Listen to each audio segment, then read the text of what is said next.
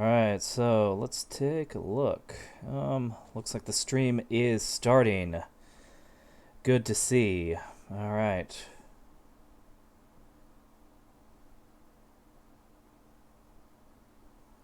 Perfect. Now let's test the latency a little bit.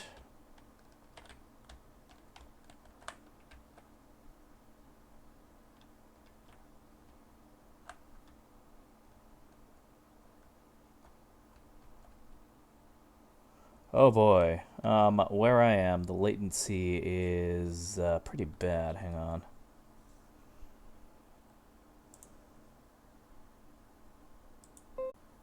Let's try this again. See if that works. Guys, see what's going on with you guys. It's been a while since I uploaded a video. I have been doing some live streaming, but nothing very extensive, if I'm being honest myself. So there you go.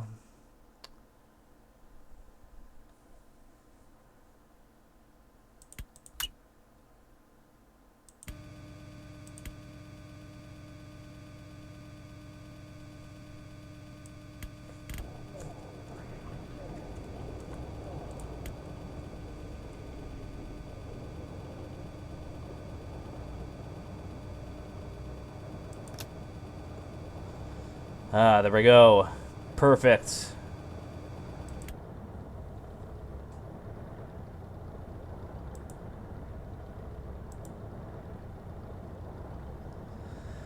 Cool, cool, cool, cool, cool. Alright, now we are going somewhere. I'm not going to be too picky about the altimeter as of right now. I just want to get this thing in the air. But what I will do is that I will show you guys what the airport is. So this is a Mr. X mod, scenery mod for Salt Lake City International. And as I can tell, it is quite accurate. We are in the general aviation area of the airport. As you can no doubt tell, it is slightly beaten up. Slightly beaten up. But the way that Salt Lake's airport works is that it is essentially a... well, it is essentially an airport split into two parts. On the west side, you have the international airport part. On the east side, you have the general aviation. And I think the east side is a lot more interesting because you have the executive terminal right here, which is something that was never gotten into detail. So these people really did their homework. This reminds me the last time I actually flew at Salt Lake's airport. In real life, that is. Now, if you're looking at our fuel gauges, that's because I haven't refueled from the last time I have flown. But considering that this is not going to be anywhere near as long of a flight as it was from like El Cajon to Eureka, California, I'd say that we are in a pretty good spot. So, without further ado, let's go ahead and taxi because, well, what else are we gonna do, right?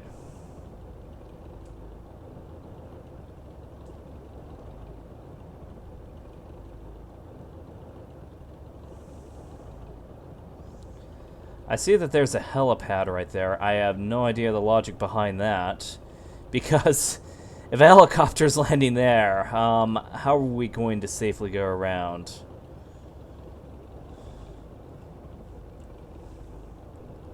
That's one of the questions that keeps me up at night. Not really, but I wanted to say that.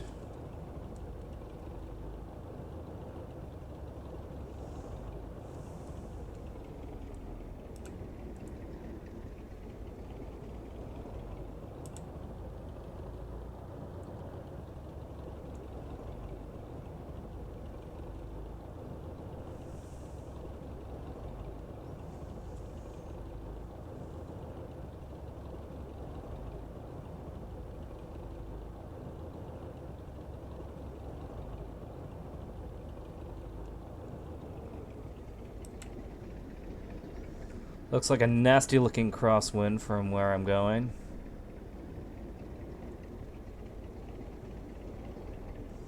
Cool.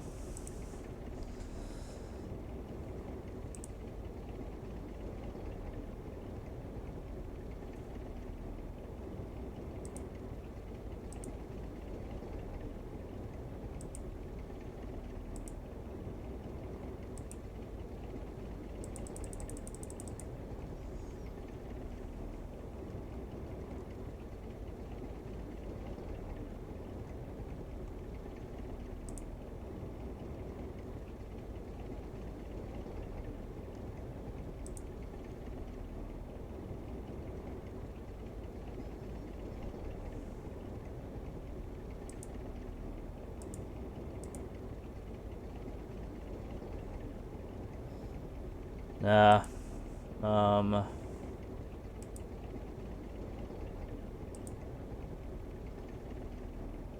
Let's just go with a direct flight, shall we?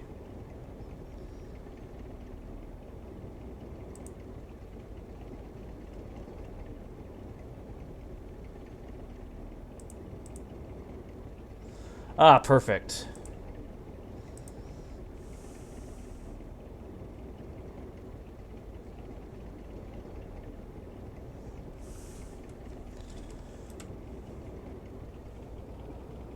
Now let's go ahead, taxi ourselves to the runway, and we'll get this thing up and running. I don't know where the outside temperature gauge is. I don't think it matters too much, but I will be considering density altitude, because even though things are starting to cool down in Utah, it's still not... it's still something you have to really worry about, because not only is there heat, density altitude to worry about, but there's actual literal altitude to worry about if you haven't noticed my altimeter just yet. So, what's the best way to deal with this? Well, I'm gonna kind of wing it on the pre-departure.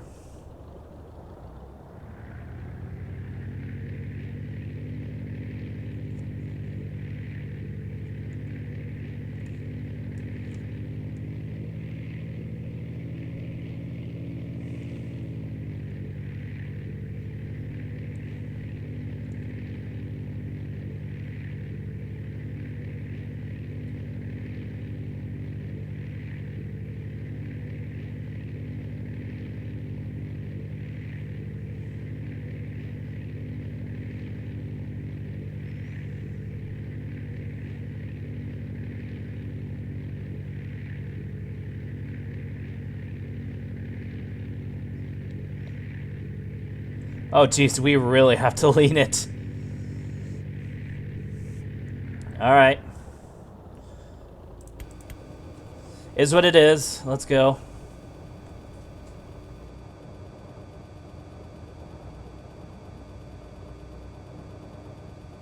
Also, for anyone who is joining me, feel free to chat with me. Feel free to ask any questions, be it aviation related or... yeah, it could be a little personal, but yeah. Right now, I'm just gonna roll in, and I am going to go full throttle.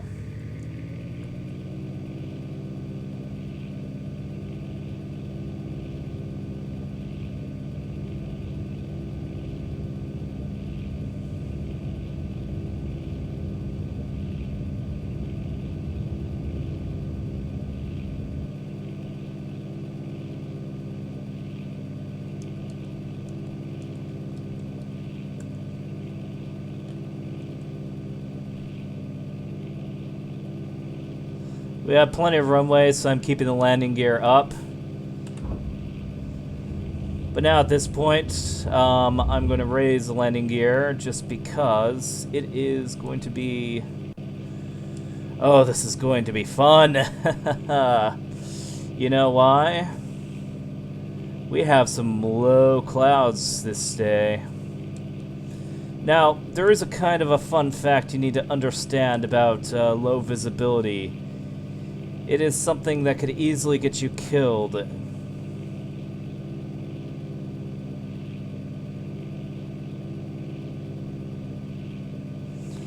So, what is the guy to do? Well, first things first, I'm going to turn it completely south.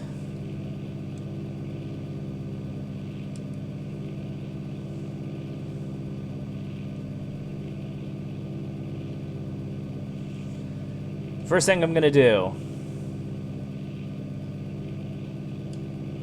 Go south.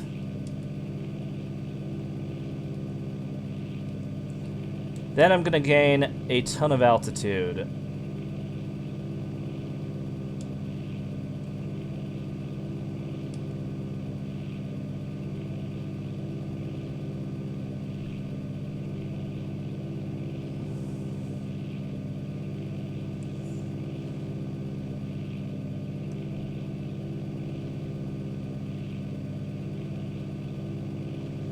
Am I above the clouds just yet?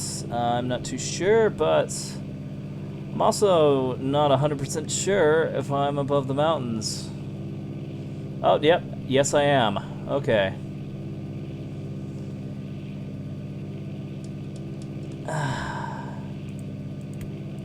Don't need those things. Cool.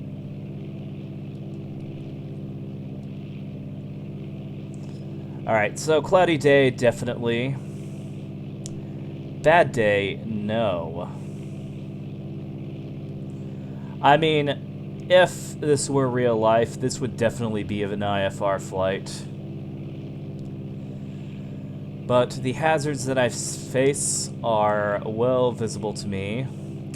I just cannot descend into the mountains, because that would be suicide.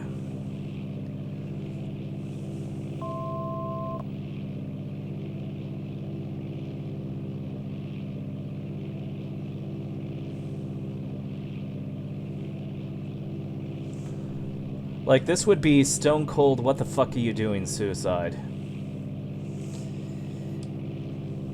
If I tried to fly through the mountains right now, which is understandable.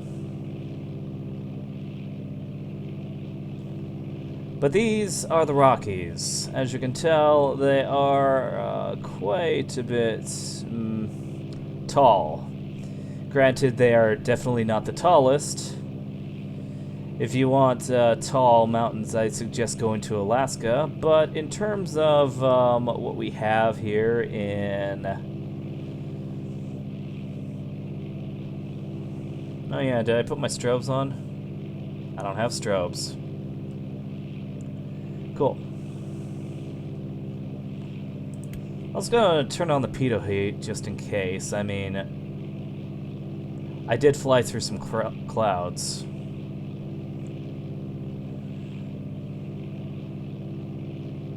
Yeah, you want Alaska if you want tall mountains, the tall hypoxia kill you mountains. And if you really want high mountains, go to the Himalayas, which are only getting taller.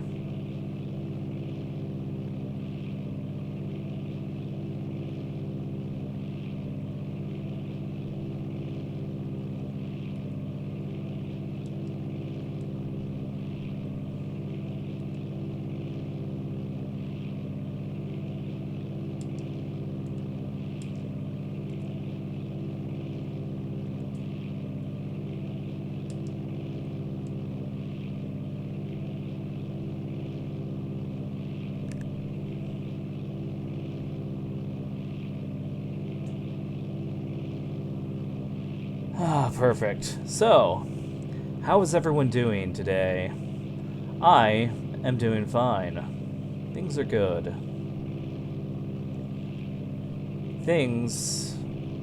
I am quite content with things right now.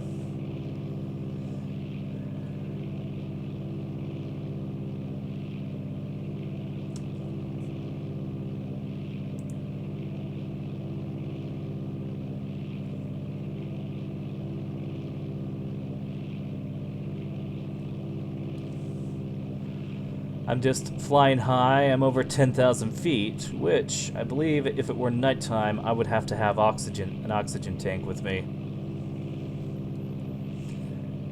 As long as I don't go past 14,000 feet, we should be good. Once you go past 14,000 feet, then we have issues. And we have big issues for that matter.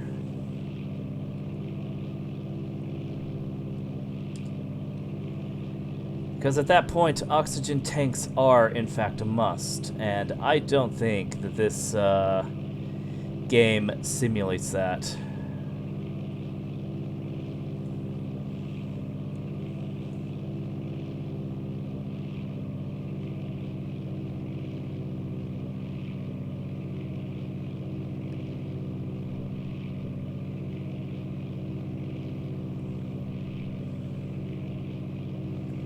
Yeah, I'm definitely cutting back on the RPMs because we're getting some high temps right now.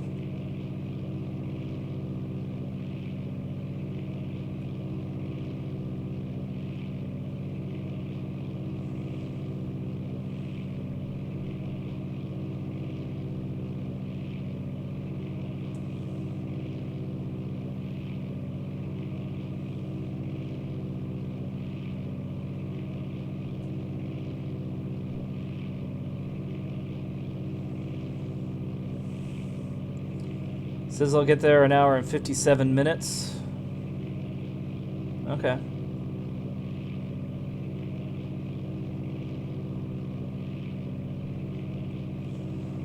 Let's try to streamline this a little bit because I unfortunately don't have all the time in the world today, but I can definitely get myself into Telluride.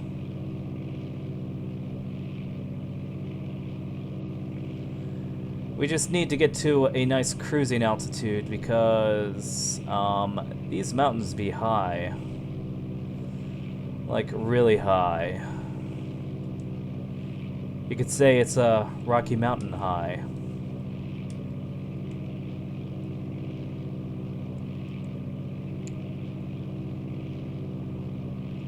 Minus a plane crash, hopefully.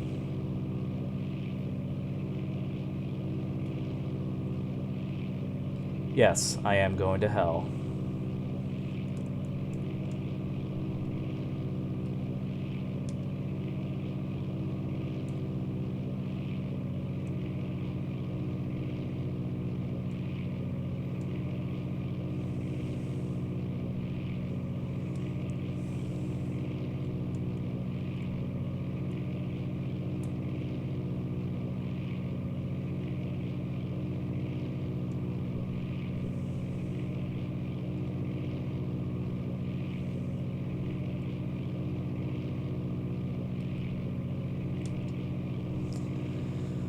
Alright, so let's take a look at the altitude. So,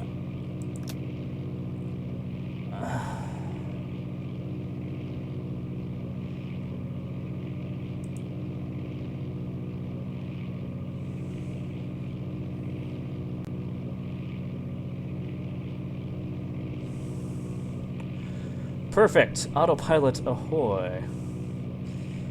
Now, generally, when it comes to general aviation aircraft in real life, I don't really use the autopilot, mainly because they are usually very unreliable pieces of crap.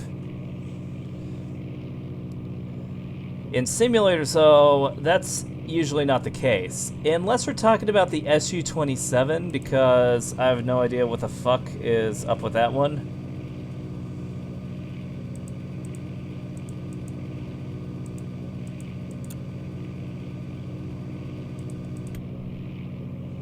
There we go.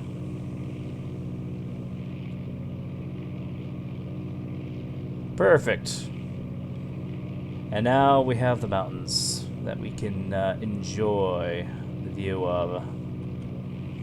And this might be a little loud, so let me know. In fact, I should probably double check. Okay, yeah, it's a little bit loud. Gonna turn it down just a tiny bit.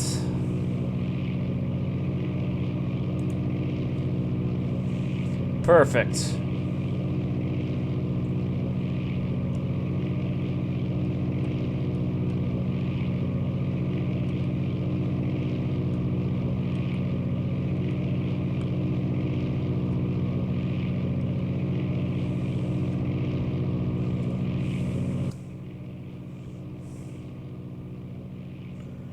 Alright, so the oil temps and the cylinder head temps have gone down. That's because we aren't overworking the engines like we were in flight. Oh, so that's the outside temperature. That makes a lot more sense. Ah, perfect, perfect, perfect, perfect. And now we have an hour and a half to kill. What a coincidence. I have an hour and a half before I have to get ready to work. So I think that'll work perfectly. Alright, so what else is there for me to do?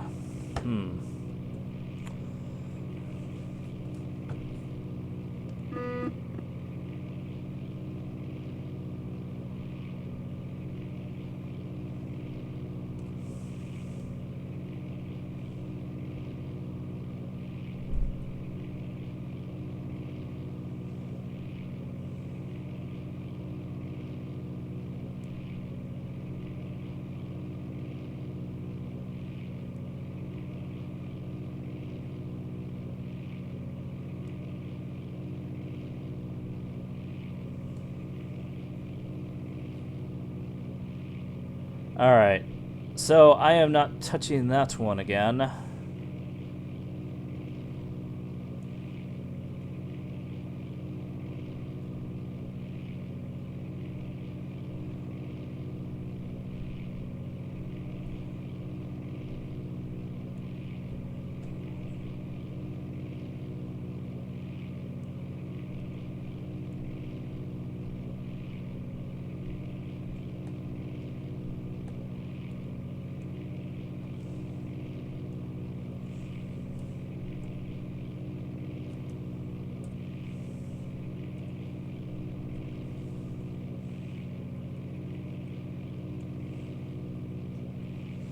Alright, there we go. Perfect, perfect, perfect.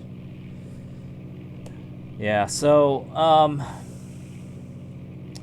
hello, people who have just joined me. I am currently just doing a live stream, flying from Salt Lake to Telluride. That's how you pronounce it, right? Or is it Telluride?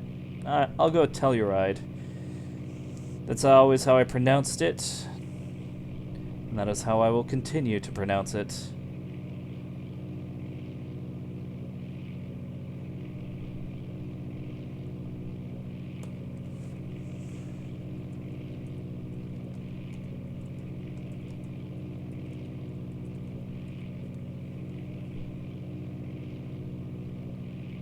Sweet.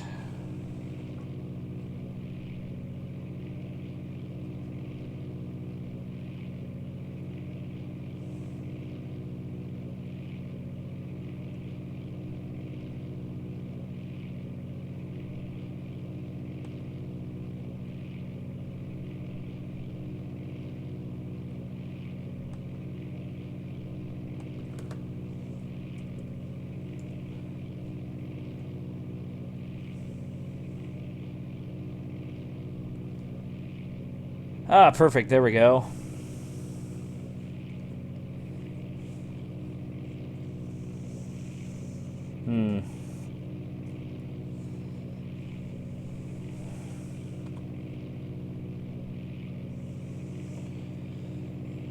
Admittedly, the scenery here is pretty good. I don't know if that's autogen. I think that might have come from Google Maps. What airport is this, though?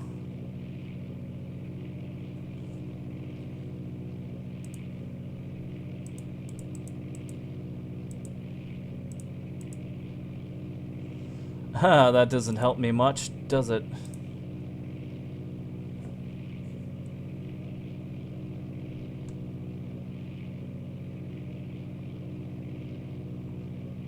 Why did I all of a sudden lose a lot of airspeed?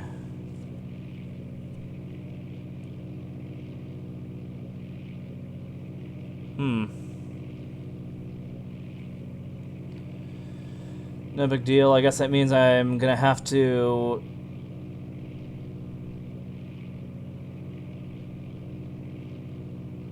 keep an eye on my throttle. This could be a good setting.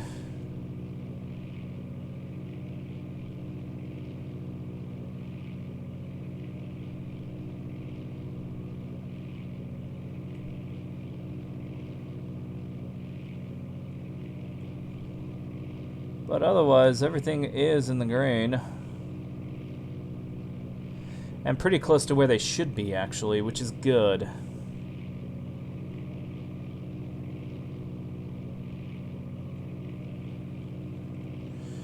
I find it a little bit disturbing that I knew something was wrong just because I noticed that the ETA had shot up, not because my airspeed was bleeding. Oh, fuck. This is why we have flight simulators, kids. So you can fly planes nonchalantly and not worry about stupid things like IFR or airspeeds or flying through military zones, because I wouldn't be surprised if that was the case.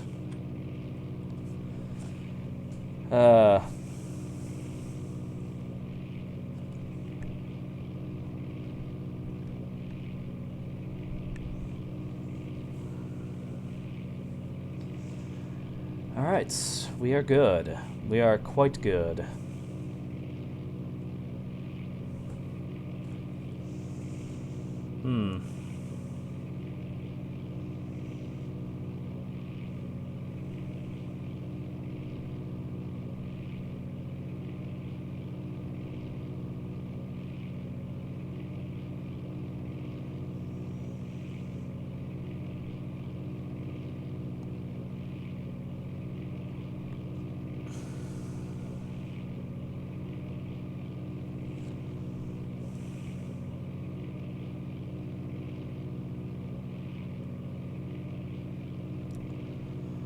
Alright, so I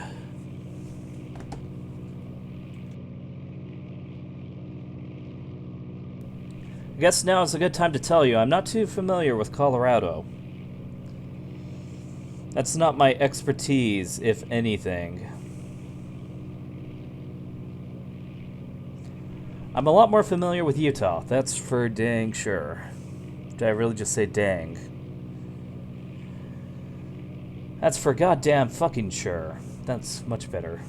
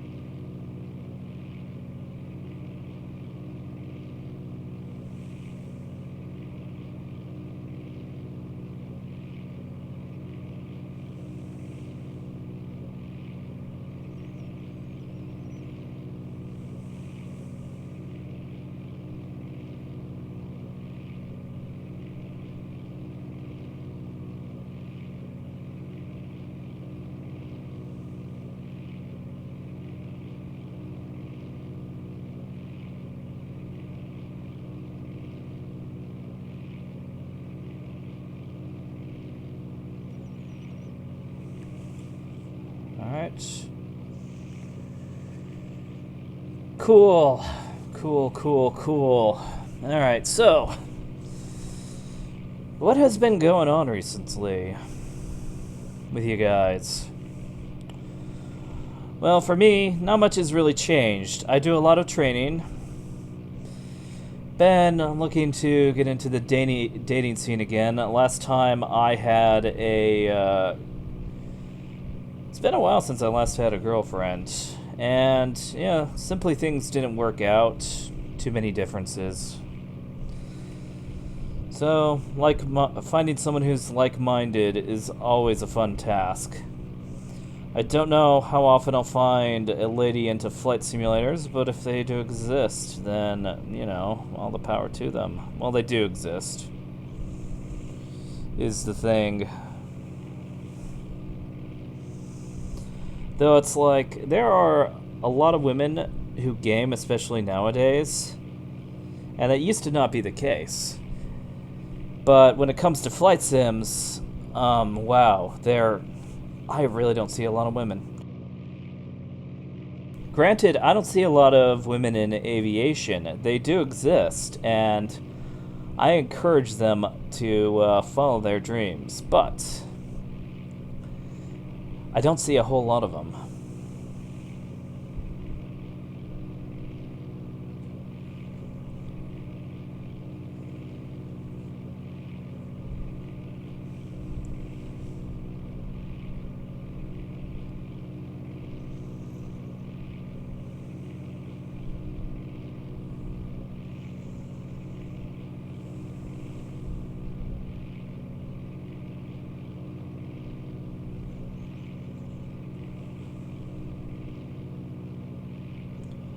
And perfect. So, with all that said and done, I have to say that that would be interesting, getting back into the whole scene. I also need to get out more often. Like, go for a hike. It's been too hot, really. The summers, I'm kind of a wimp when it comes to heat. I much prefer winters, and the summers here in California, while they're not brutal, I mean, they are very sunny. That's without a doubt.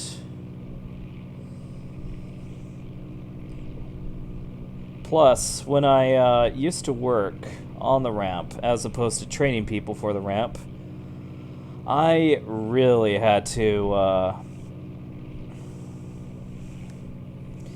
yeah, I was really out in the sun during those times. And good lord, it could be brutal.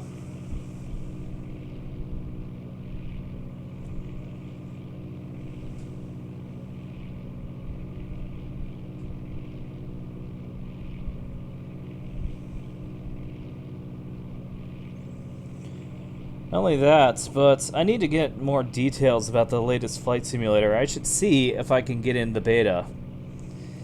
Because if I become a beta tester, which Microsoft does a good thing, they don't really do this whole early access.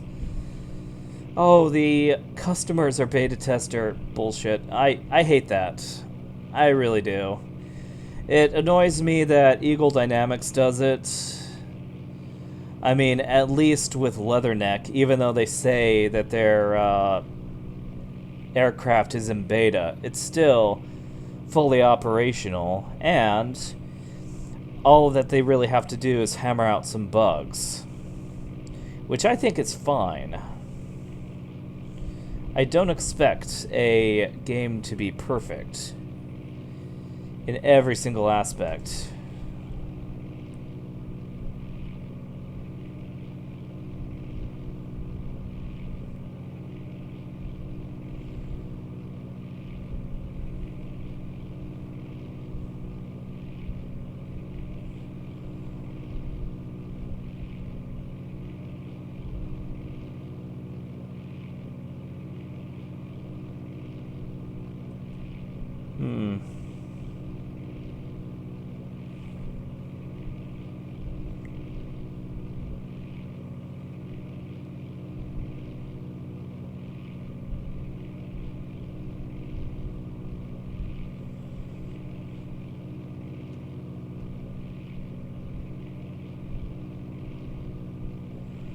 Alright, there we go.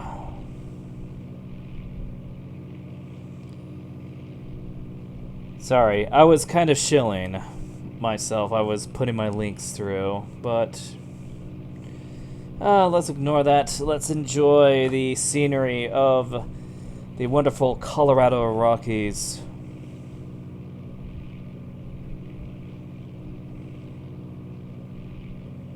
And how we have about an hour and 20 for this.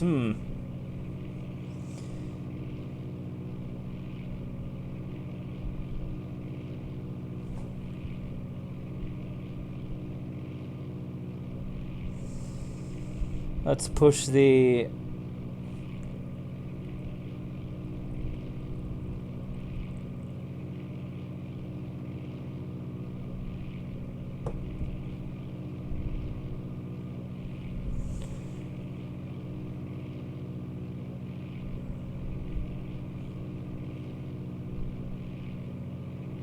Alright, I adjusted the throttle ever so slightly. And that didn't change things too much. So, one of the things about aviation that people really don't talk about is the aspect of diminishing returns. See, if you think about it, a little bit of throttle will get your plane going, if we're talking on the ground.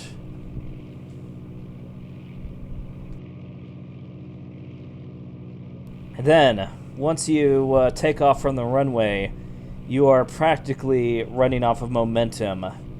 You could take off, the engines could immediately shut down, and you would still have enough momentum to land an airplane. Simple as that. Now, in terms of that momentum, once you get that momentum, it's kind of hard to shake. The best way to lose that said momentum is to fly straight and level while lowering the throttle, hence what I did earlier. But a more productive thing would be to, well, a more productive thing I can't really think of other than slipping. If you get it into a slip, you can do that as well.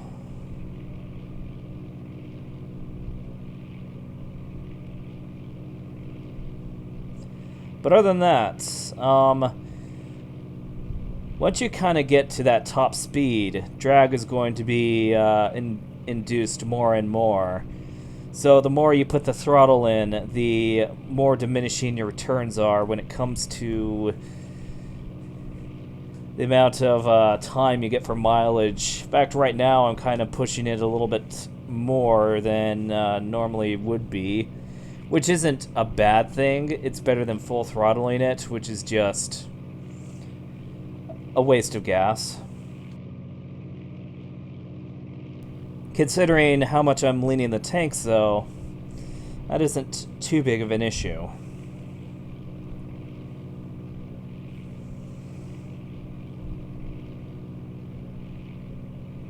Now, the thing that I don't know is that if full rich is 100% mixture and lean is 0% mixture, does that mean that I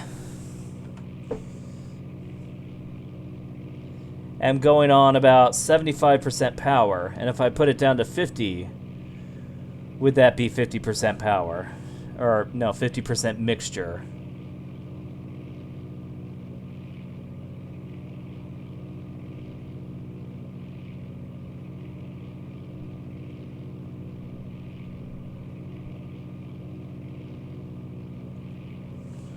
Ah, there we go. We are adjusting the mixture for altitude, and it looks like it's about 50% now. A little bit more than 50%, 60%. So does that literally mean that it is 40% more fuel efficient now than what it would be full rich? I'm kind of curious to know the answer to that one, because I do know that during the oil crisis, the energy crisis that we had in the 70s, there were pilots who leaned the mixture more than they should have to save fuel. Of course, in doing so, they created a huge problem with, well, they created a huge problem with overheating engines, which is something that you have to worry about.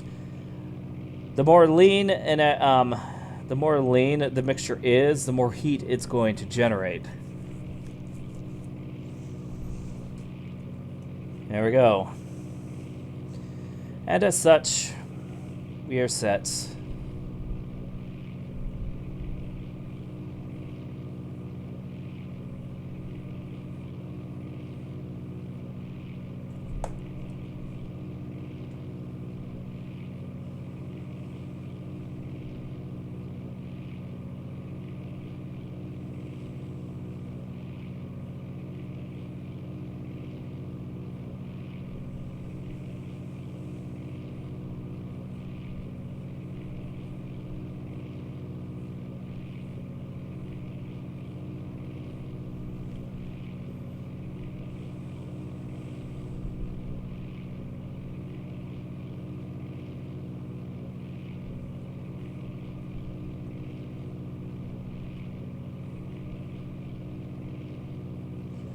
Huh, I had no idea.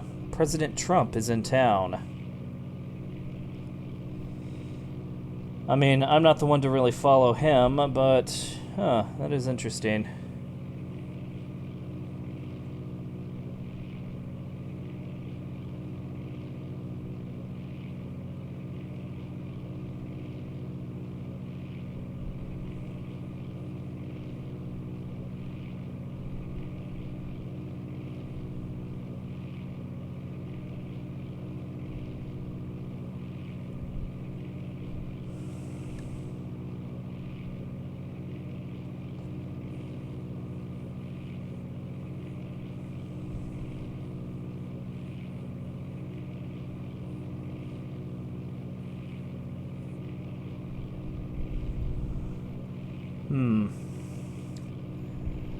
Alright.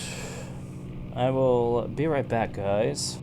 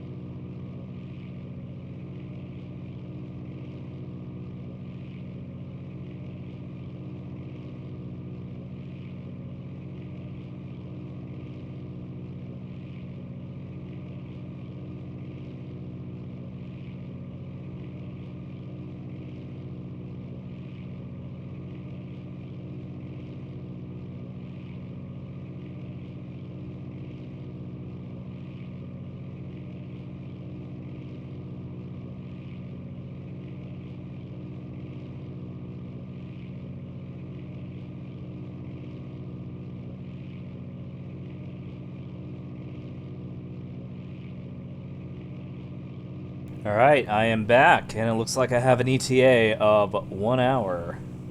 Okay. Works for me.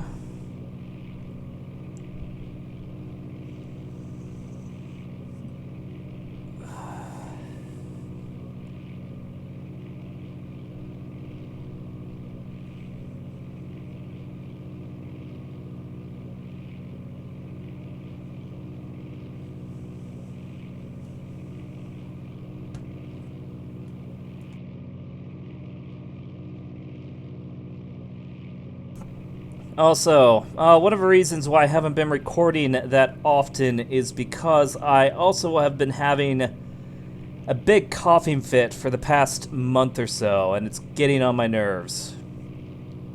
Really getting on my nerves for that matter. But that's kind of a small nitpick, if I'm being honest to myself. But flying over the Rockies, things are looking pretty smooth.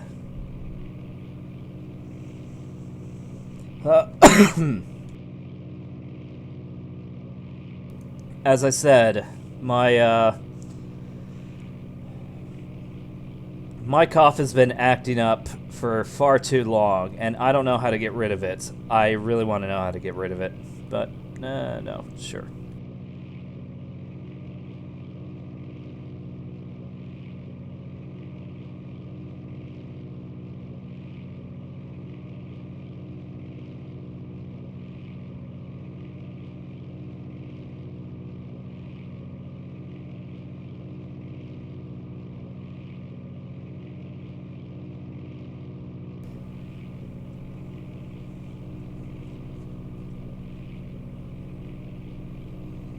Alright.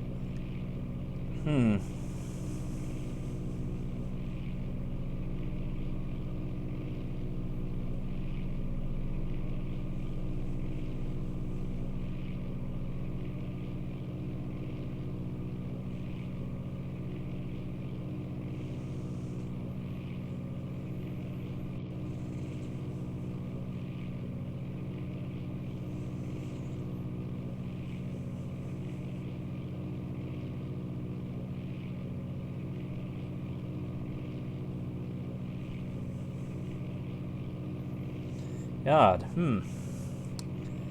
So I kind of have to wonder where I am in the world right now.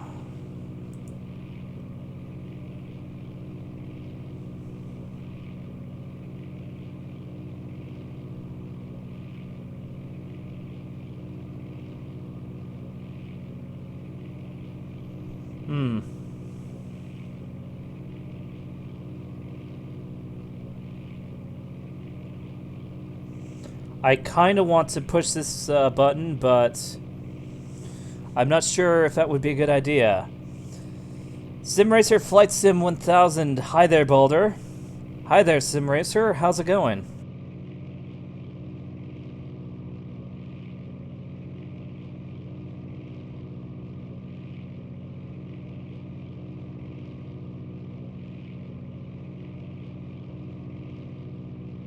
Okay, so I am currently... I think I might still be in Utah.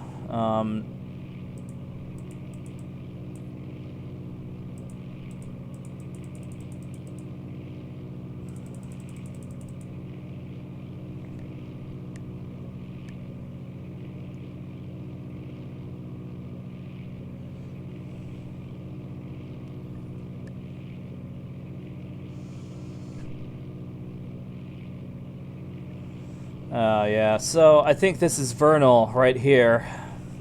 But yeah. What a coincidence. I am sick as well. Well, I'm not sick, but I do have this cough that won't go away. And, yeah, before you get concerned, it's nothing to really worry about, but it is a, oh, what did I just do? Hang on.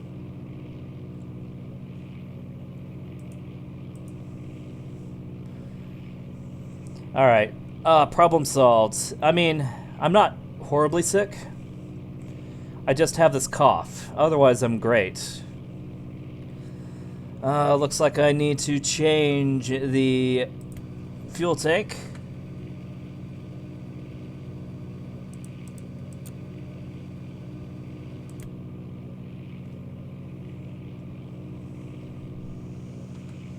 There we go.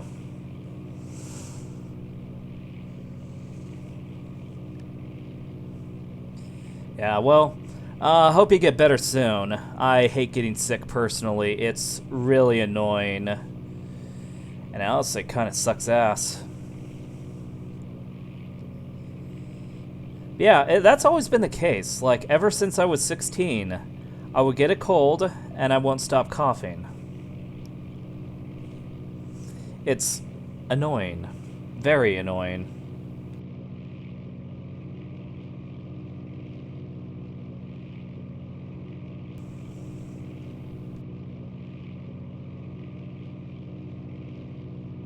Now, the good news is that I'm not dead yet, so I think we're good.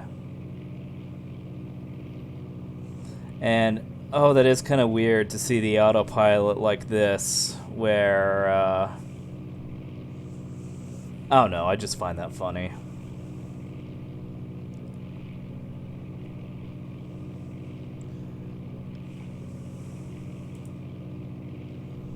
Like for the good old reliable GPS, there's a nice reflection from the cockpit, and that's pretty cool.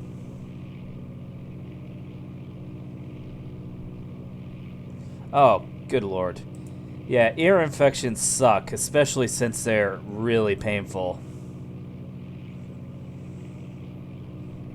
Yeah, not much I can say about that. I had a lot of those when I was a kid. But strangely enough, they never bothered me.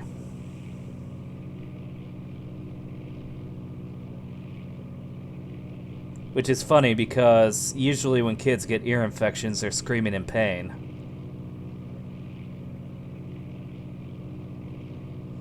Though, yeah, that's a weird thing. Hopefully you're good. Hopefully you have some good decongestants to help you out. And some antibiotics. Always gotta go with those things.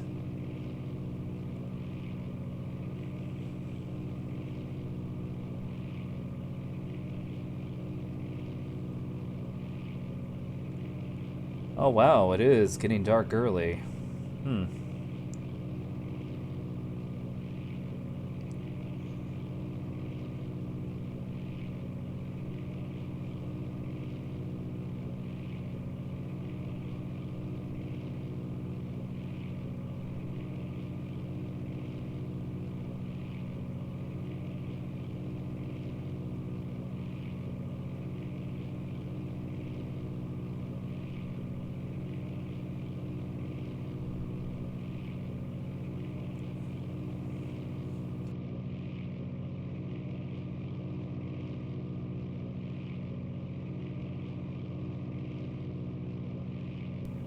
Alright, so what else is there for me to do? I mean, this is quite a long flight to Telluride.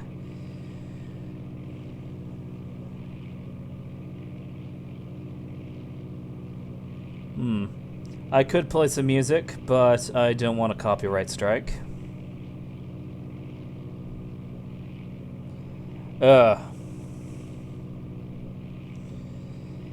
Yeah, I imagine. Question is, do you have to fly often? Because that sounds like something that's not too fun.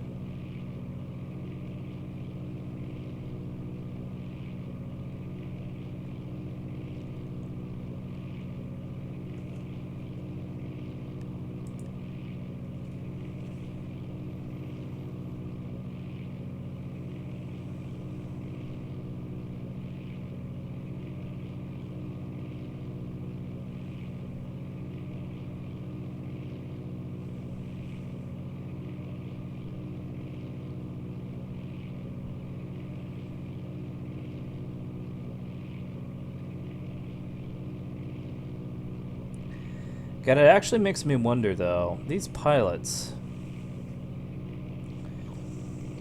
If you do long haul in a single-engine plane, like, what do you do if you need to go to the bathroom? I mean, it's not like you're in a... it's not like you're a trucker and you can just pull over whenever you see a convenience store. I mean, I guess you could land, but then you have landing fees.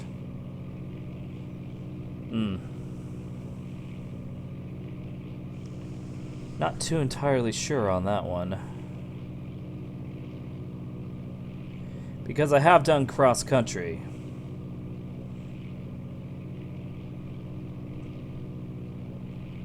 Which was quite fun, but yeah.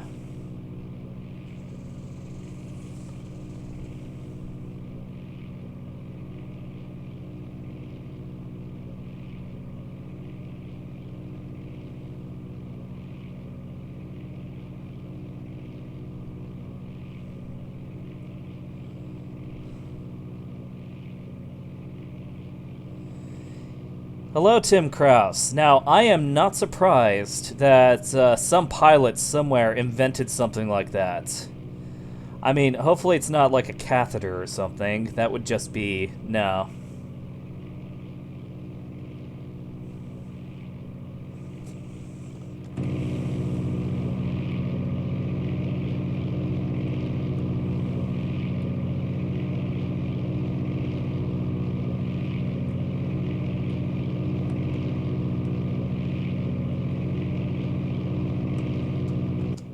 Oh, I have to wonder something. Is that wake turbulence that I saw coming off the wing? I mean, I know every plane generates wake turbulence, but I wouldn't imagine that the Piper generates enough wake to be visible. So I wonder if that's true to real life. But yeah, so Tim, I take it that you are a commercial pilot?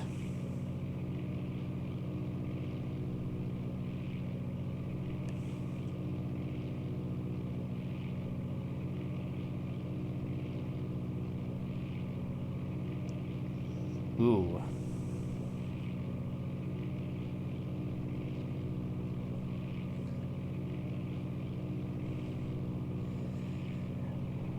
So awesome, Tim, and for you, Sim Racer, you definitely have my sympathies.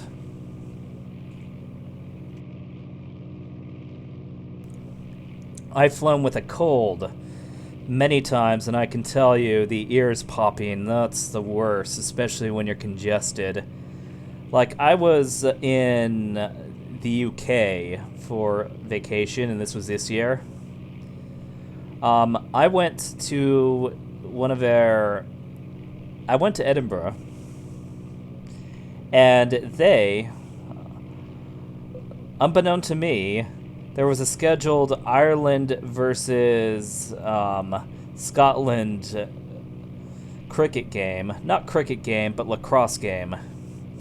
And good God, we were near the... our hotel was actually in the town square. And it was impossible to get into a bar. But eventually I did, and I talked to a Scotsman about politics, particularly Trump, Brexit, all that fun stuff. I mean, you could kind of get the idea where that came from. But because I was exposed to so many people, my sinuses started to burn a little bit. And whenever that happens, I'm like, oh God, please don't tell me I'm getting sick. Because that does happen. Eventually, I took a train back to London. And then by the time I got to London, oh yes, I was sick. Very sick. So, yeah, I wasn't too sick to enjoy London, and thankfully that was my last day. But yeah, getting on the plane, ooh, good lord, that was, ow. So that's just with a cold. With an ear infection, I cannot imagine.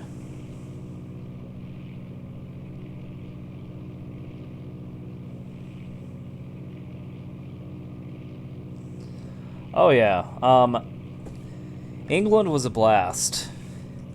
And, you know, that wasn't the only European vacation I had recently. Back in June, I went to Finland, and thankfully I didn't get sick in Finland. But Finland is like one of the most quaint places I have ever experienced, and it is so cool. So yeah, I may or may not have a wanderlust, which is probably why I'm into flight simulators, because I can't always travel abroad. The fact that I can in the first place is kind of miraculous.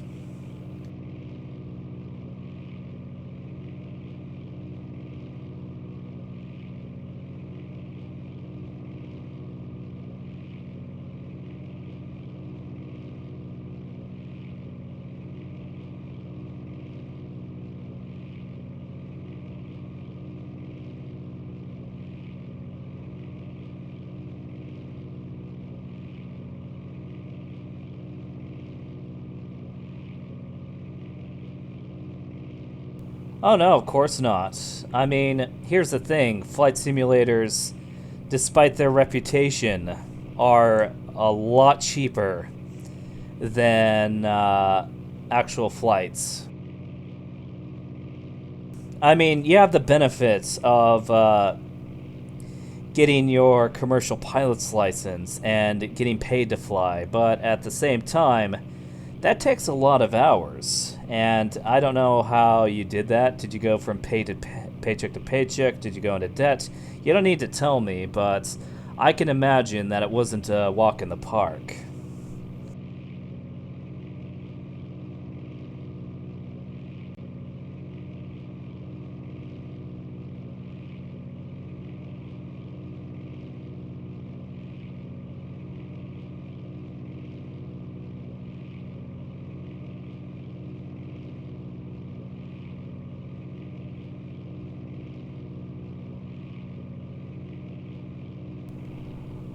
I I had no idea. Are you talking about per capita? When you say per head, right? Finland. Well, I know it has the most metal bands per capita, but that's kind of an unfair thing because it is a country that is sparsely populated but has a strong middle class. So you're going to have a bunch of people who are willing to go and do their ambitions.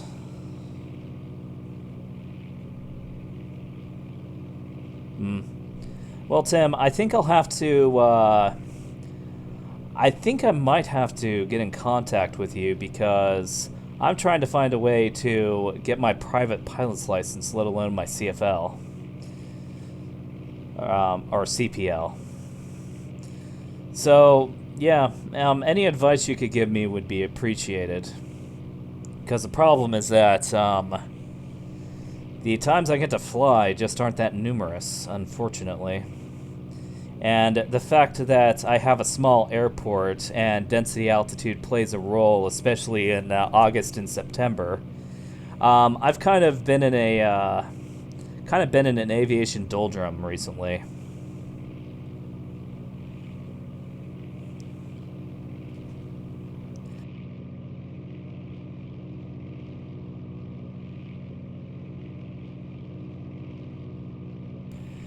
Now, I don't know about you, but I imagine that these mountains are getting higher.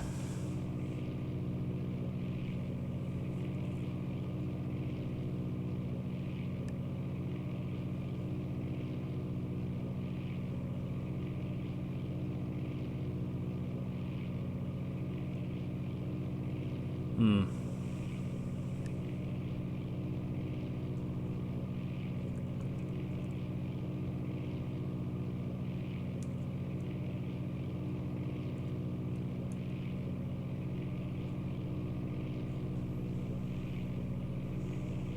Ah, there we go.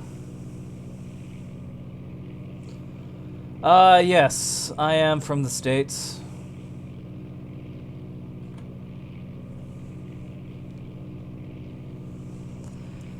Though if I moved to Finland, that would be pretty fun.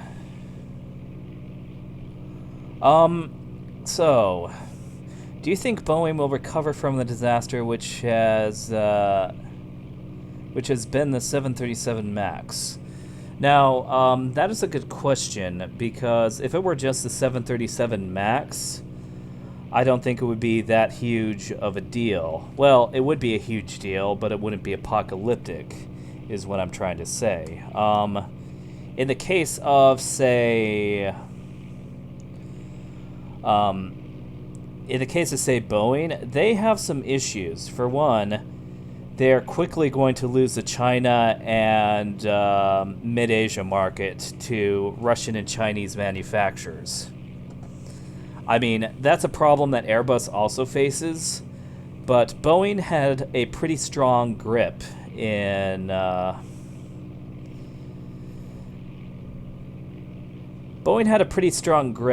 those markets until recently. Now, for Airbus is going to have similar issues, that's for sure. But they have the benefit of really dipping into the regional airlines, and that worked out really well for them. Now, do I think that this is going to bring an end to Boeing? No. Because both Boeing and Airbus have a duopoly. They are a textbook example of a duopoly. But the big issue is that this duopoly is being threatened by both China and Russia. And we'll see how that pans out.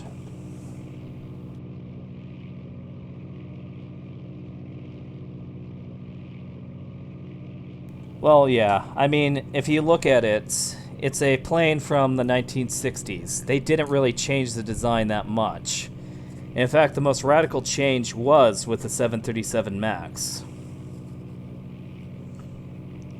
With the 737s, including the new 800s, 900s, 900ERs, all those things, those planes still use the same 1960s frame that it came out with.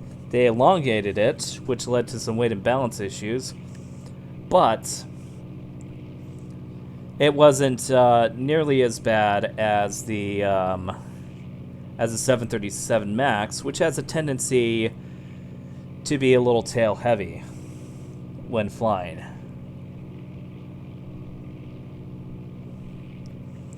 So I think that Boeing did shoot themselves in the balls on that one. No doubt about it.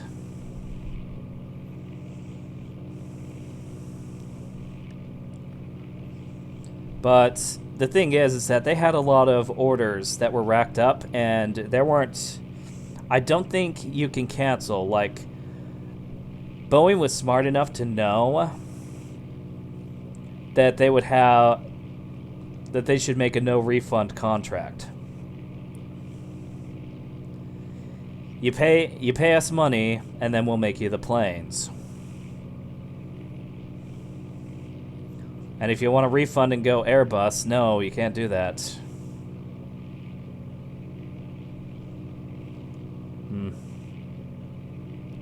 Of course, the way that I see it is that you're talking to someone who would more than happily fly in a Tupolev Tu-154. I am not afraid of airliners being dangerous. That has never been my concern. That has never been my worry.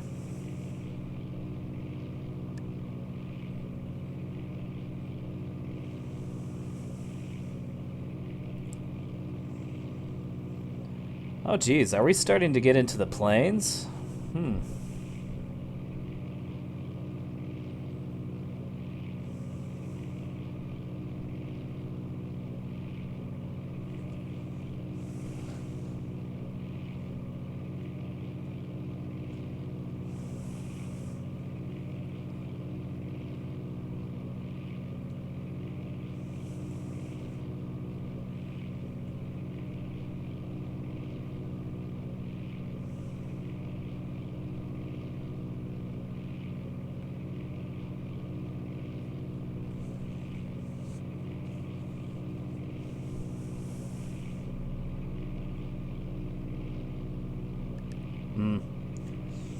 You really think they do? Or you really think they will? I mean, it's possible, but that would be a very expensive thing to do. That would be a very expensive project. The 737... what happened to my stream?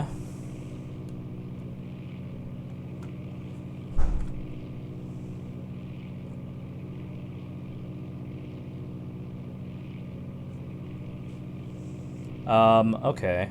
So that was a thing.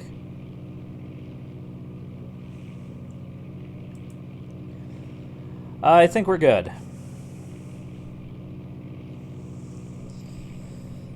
Well, it would be pretty stupid to scrap it, I think. If we're getting to it. But assuming that they did, that would be very expensive. Because you'd have to pretty much design a brand new plane from the ground up That would take at least a decade. By that time, Airbus will be leagues and miles ahead of you. I mean, it's just not feasible.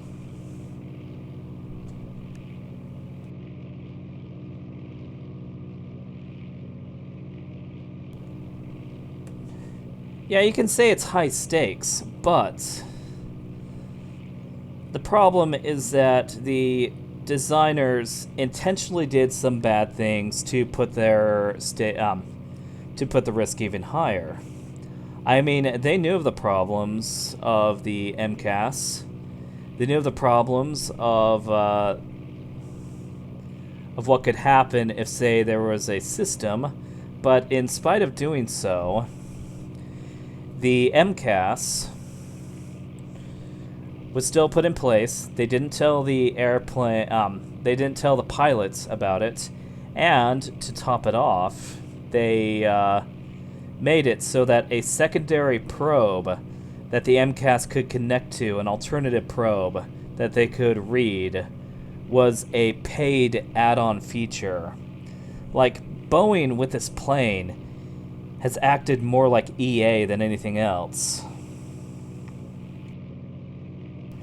So, yeah, you can call it high stakes, but they put themselves in that high stakes position.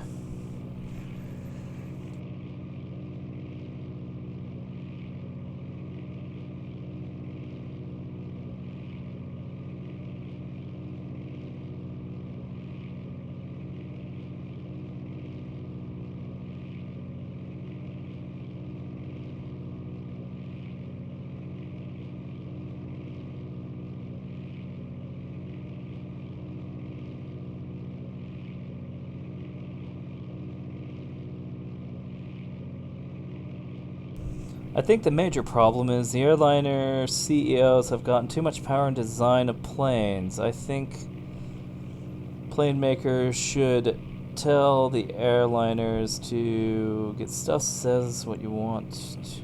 Hang on, let me read that again. I think plane makers should tell the airliners to get stuffed and say, this is what you get. It's a safe design. I would agree with that, because safety is an investment.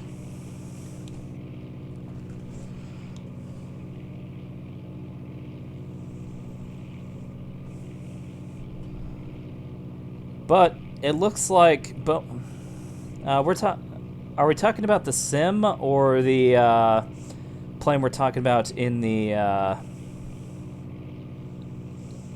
plane we're talking about in the chat?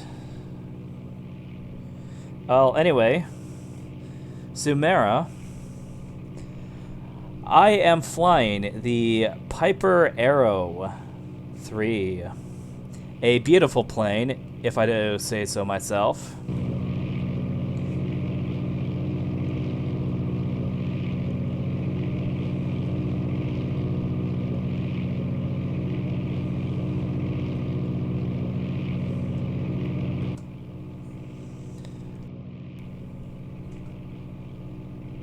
Yeah. So, to answer your question, Tim, or to revisit that statement, making planes is always a trade-off. I don't know what internal struggle is going on at the company. Of course we do not know. However, there are some sketchy practices that we are aware of. These sketchy practices included features that they didn't make the airline pilots aware of, along with features that they knew had problems but they pushed anyway. That's not to say that they turned safety features into an actual add-on as well, or I don't know what they call it in the aviation industry. I want to call it add-on. It's on the tip of my tongue, but I can't think of it. But anyway, these features, paid extra safety features, that's just morally bankrupt if you ask me.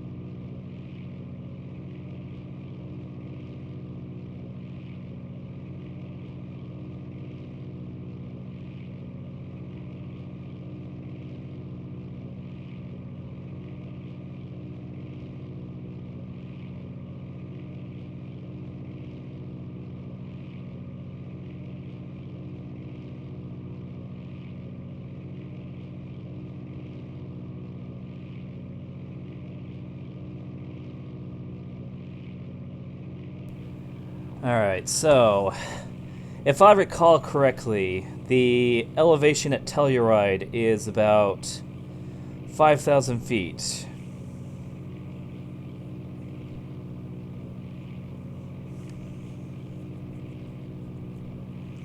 What does that mean? Oh, that's going to be one hell of a landing. So, Sumera, something that I want to point out if you're still with me. Oh, yeah.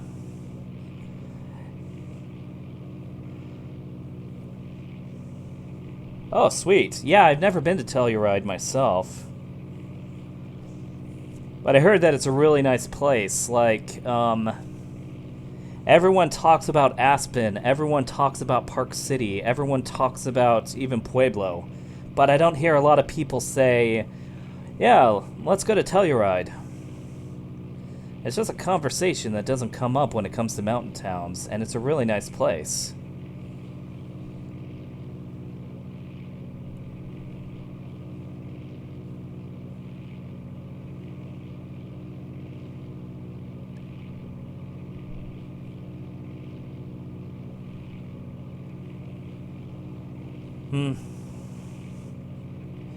You might have an argument there, Sim Racer. Of course, from what I've seen, the Sukhoi Superjet seems to be a fairly reliable plane. The jury's still out with its most recent accident, though.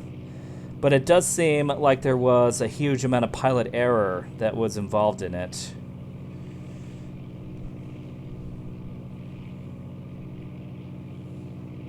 Oh, And nobody could ground start it for you?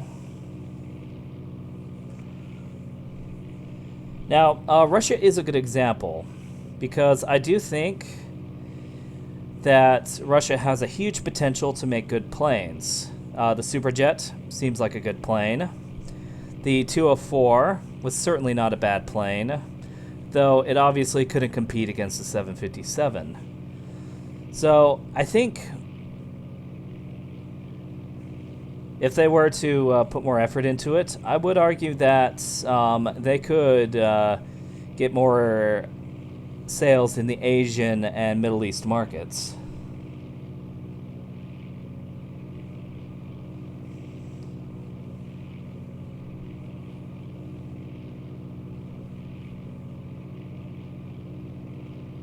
Oh, you're not talking about a piston-driven plane. Okay, never mind. Yeah, that must suck.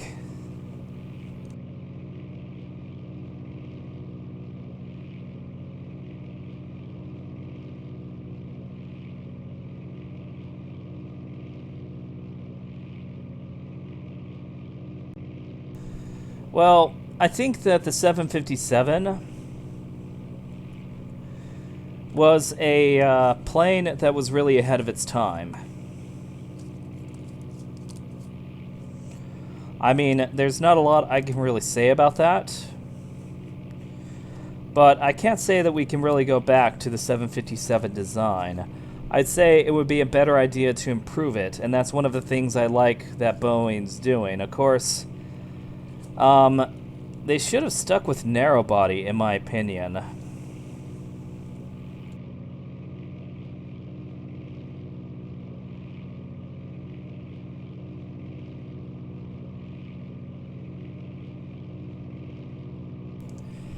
But yeah, aside from the 204 and the A310, there wasn't really much competition with the 757.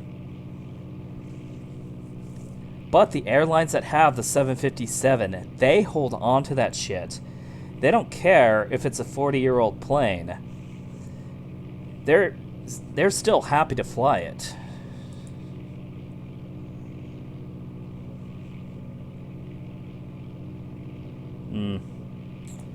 Yes, well, China has an advantage in that all the airlines that China has, which is a big booming market, is that they have almost all of their airlines are run by the state. And I do not know how much autonomy they have outside of the Communist Party, but they are owned by the state. And in that case, I can easily imagine that the party officials simply want them to buy their own planes. There's no ifs, ands, or buts about it. Japan, I know there's the Mitsubishi jet that they're coming up with, and I am very curious to see how that's going, because that would be a huge competition against Bombardier and Embraer. Both are owned by Airbus and Boeing respectively. So if we were to shake this duopoly, I think that would be better for the economy. Because competition is in fact a good thing, especially when it comes to aviation. That's not to say that competition is 100% perfect in every single event in human history, but in terms of aviation, usually that's a good thing. Of course, one could make the same argument that competition is the reason why Boeing decided to skimp on safety features, but that would be a different argument altogether.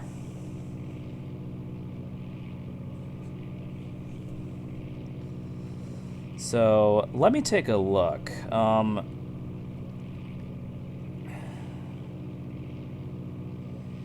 KTEX METAR.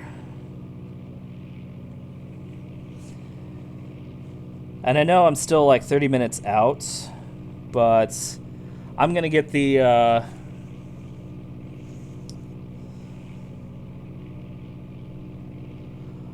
oh right, they did. Yeah, the CRJs are now made by Mitsubishi, right?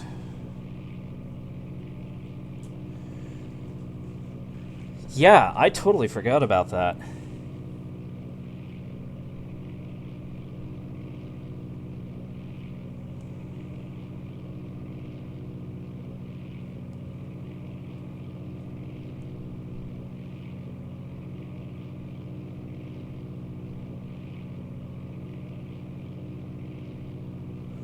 Alright, so altimeter's 3033.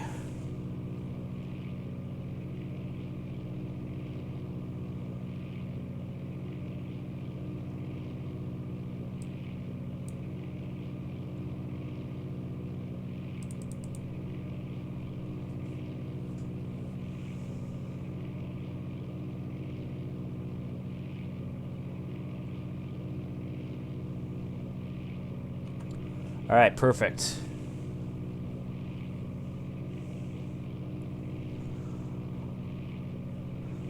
Huh, you know what? I never...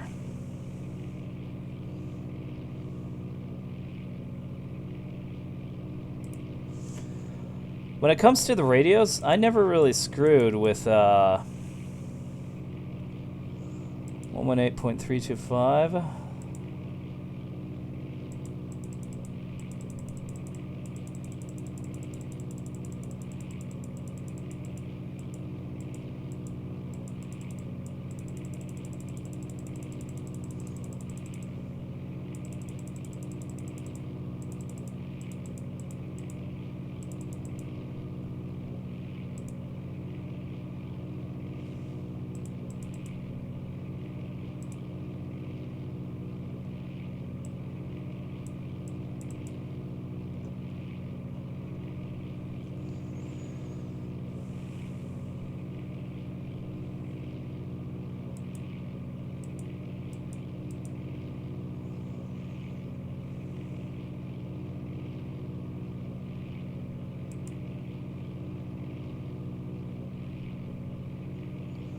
No, that can't be right. That's not the radios, is it?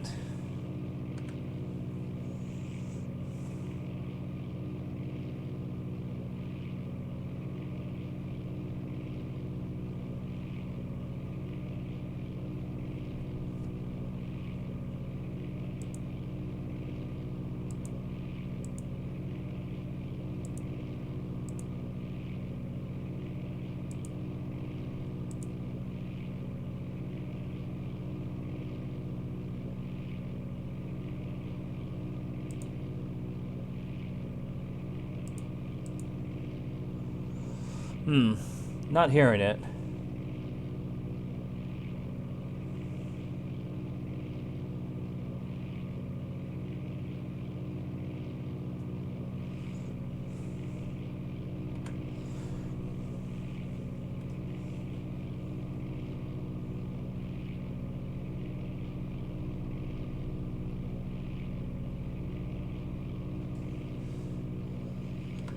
Yeah, let me check on the comm panel.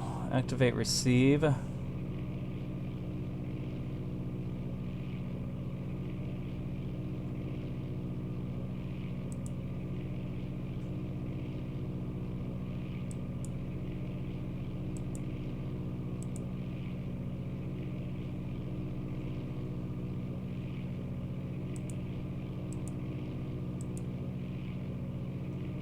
Yeah, it does not tell me anything, huh?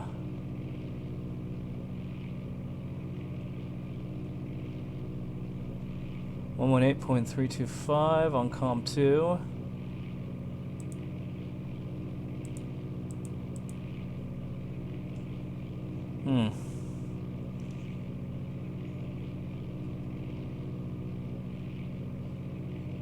Yeah, I'm leaning towards it doesn't work because that alone should have gotten me the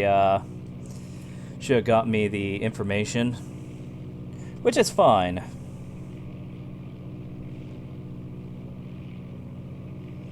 But still, do any airlines fly the 747? The answer to that one is yes.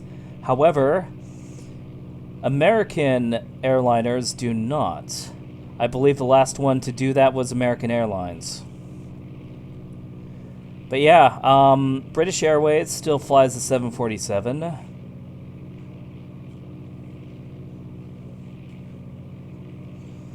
Huh.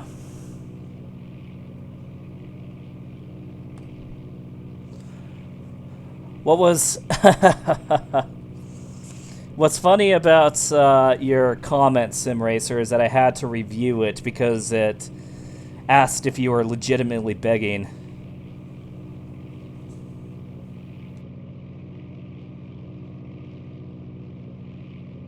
Yeah.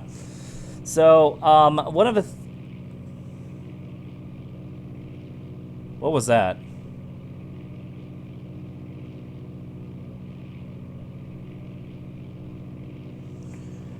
I mean, it could also be the fact that I'm over 50 miles out. That may or may not negatively impact whether or not I have a signal. So I'm going to leave it to COM 2, at least for a little while. We are still quite a ways out.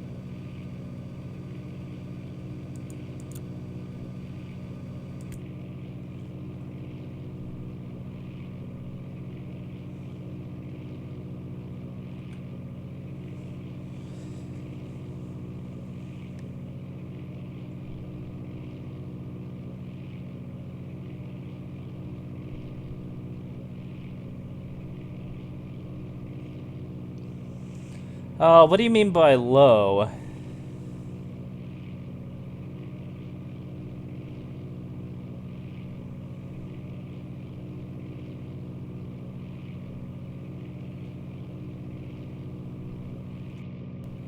Could be, but I'd say that the best private jet, in my opinion, would be an old, refurbished 737-200 with interior cabins like a private jet. It would be a lot more spacious, and it would be cool. Plus, with the 200 series, you can take off almost anywhere. Speaking of taking off anywhere, I actually did a flight sim how-to on the 737, and it showed me at an airport called Tampere, which is a small, you're better off with a turboprop airplane airport in the middle of Finland. And in Tampere, the 737-200 was able to take off from the runway with ease. Granted, I wanted as much runway as possible, but it was pretty good. Yeah, I think that I might be too low in terms of, yeah. That's possible, because I am quite a ways out.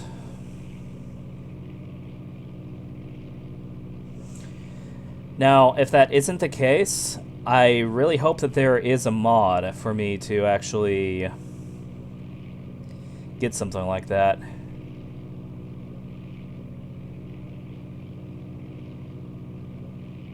Telluride RGNL weather. Oh, there we go. Wind calm, visibility more than 10. Sky conditions indefinite scattered, temperature 4, dew point -6.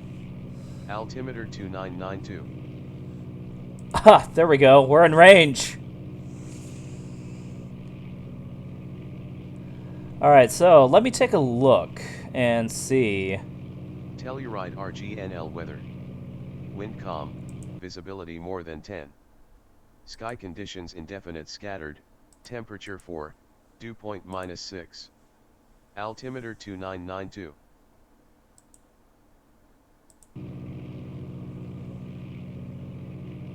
There we go. Whoa, fuck. Telluride RGNL weather. Wind 130 at 13 gust 22, visibility more than 10. Sky conditions 8000 scattered, temperature 14, dew point 0. Altimeter 3034. Holy crap. Have you seen the wind gust? Oh my god. Telluride RGNL weather.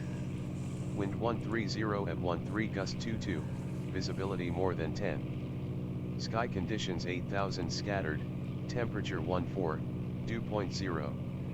Altimeter 3034. Whoa, okay.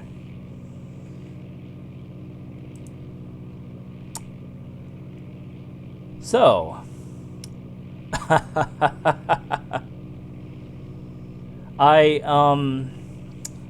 yeah.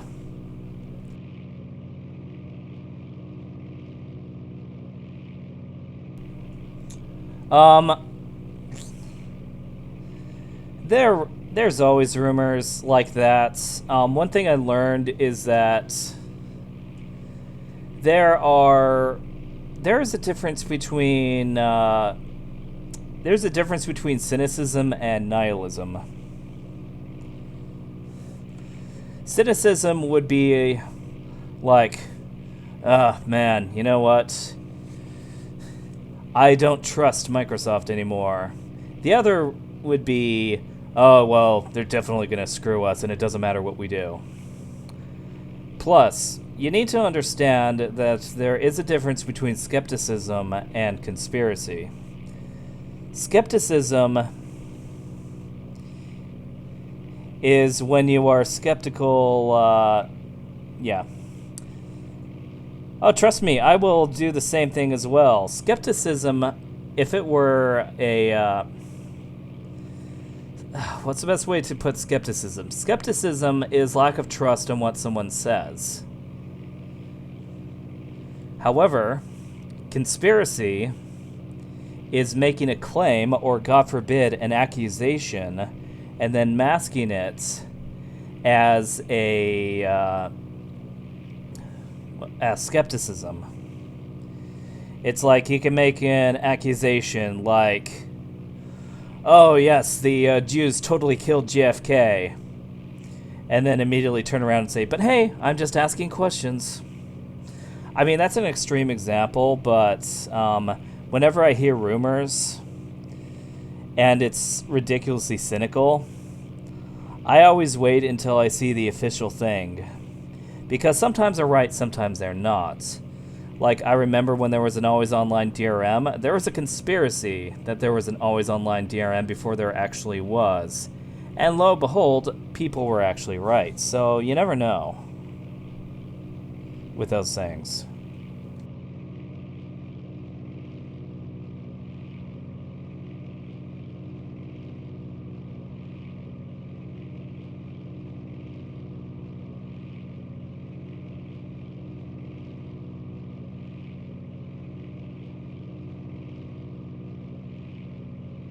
Telluride RGNL weather.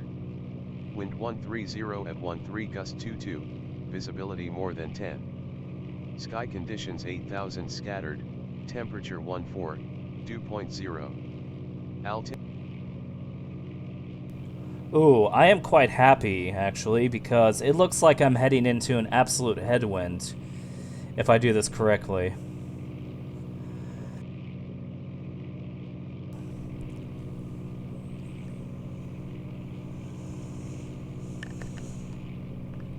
So we'll have to see and watch and see and watch and see what happens, and then we'll have to watch the situation. See?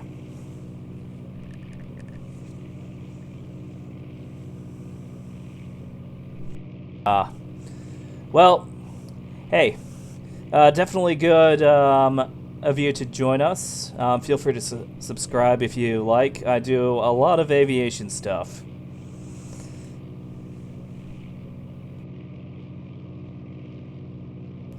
Of course they do. They do have a history of shady practices. However, that doesn't mean that any claim that comes out is true. Thinking that something shady is going to happen with the release of Flight Simulator is different from claiming that A, B, and C are going to happen. Remember, there's a difference between conspiracy and skepticism.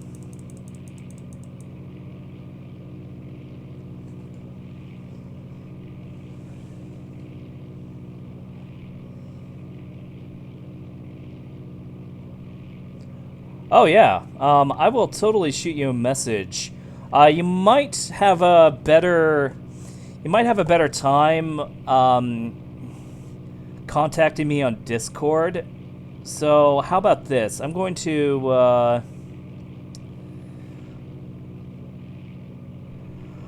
put the link to my Discord server up if you'd like to join me. And yeah, we could talk then.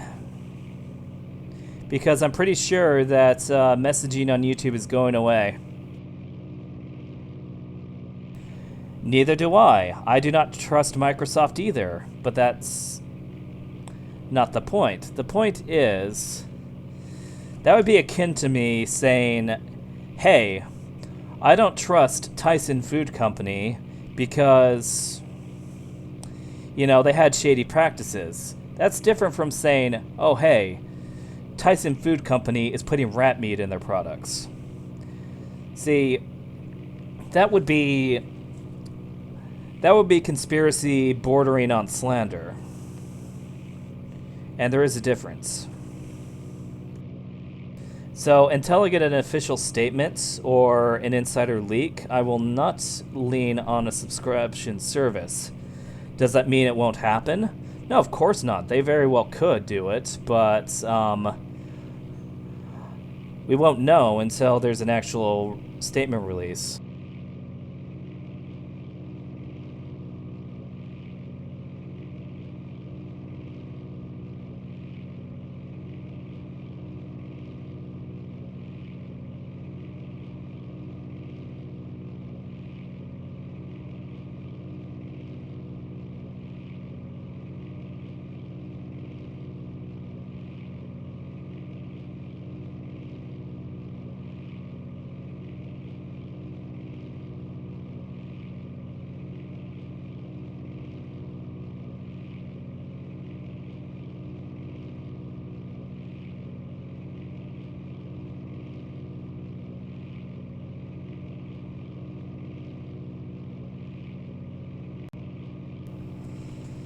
So,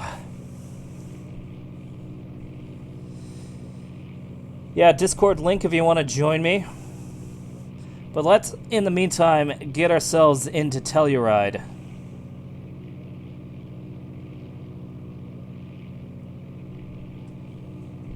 Well, YouTube wants to be that. They want to be a place where, you know, they have the set YouTube channels that they like, and this is what we're going to promote. Now, is that going to be a forever thing? I doubt it, because, truth be told, they need the they need the content creators, and if the content creators aren't happy, they can move to Twitch.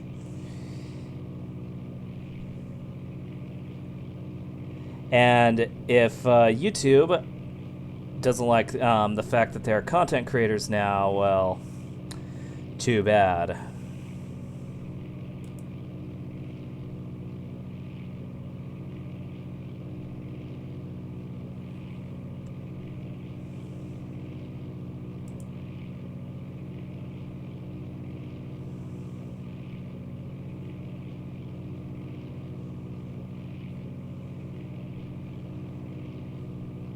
Plus, I don't know if you know anything about it, but there is a saying called the YouTube.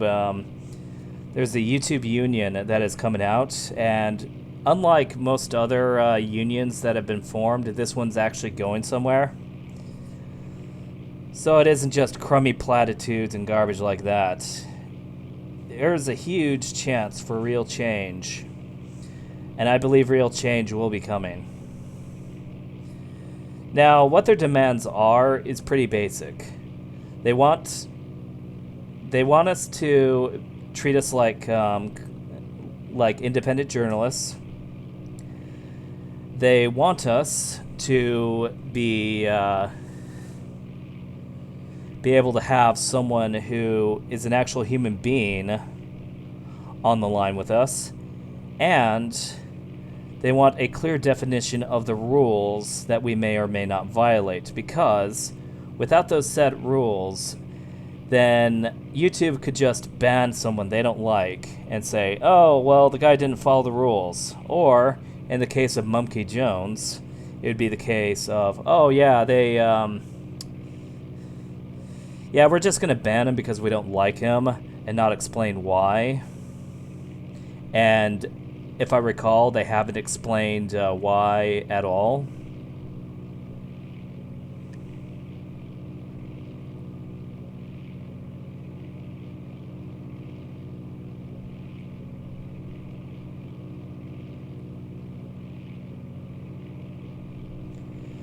Though with that said, I think there needs to be some healthy competition, which doesn't exist. Like, you could say, oh, Daily Motion has always been there. Yeah, but you can't make money off of the videos you post.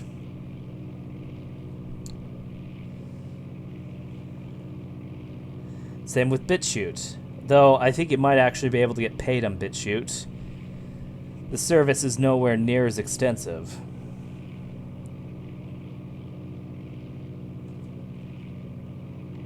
Telluride RGNL weather. Wind 130 at 13 gust 22, visibility more than 10. Sky conditions 8,000 scattered, temperature 14, dew. So wait, how could the clouds be at 8,000 if the elevation of Telluride is 9,000?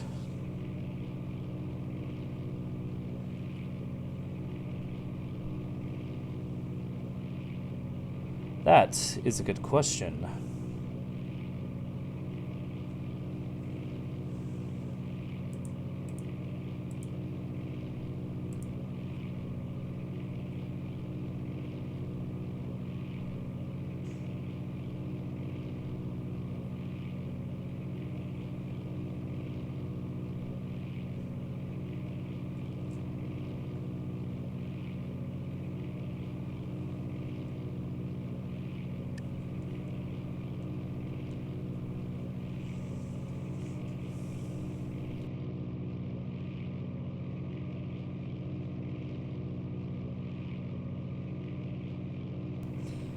Why is that?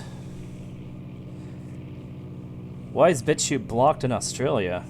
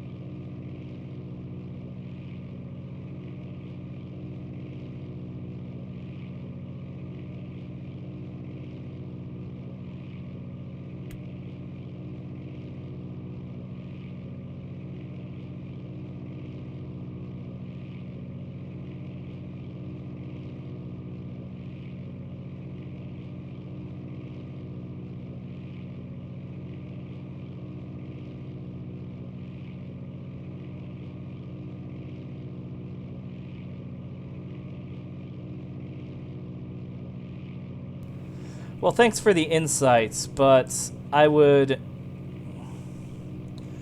much rather know the real reason. I mean, I understand it's politics,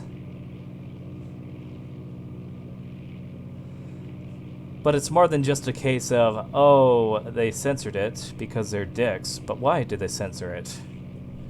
Is what I'm trying to get at.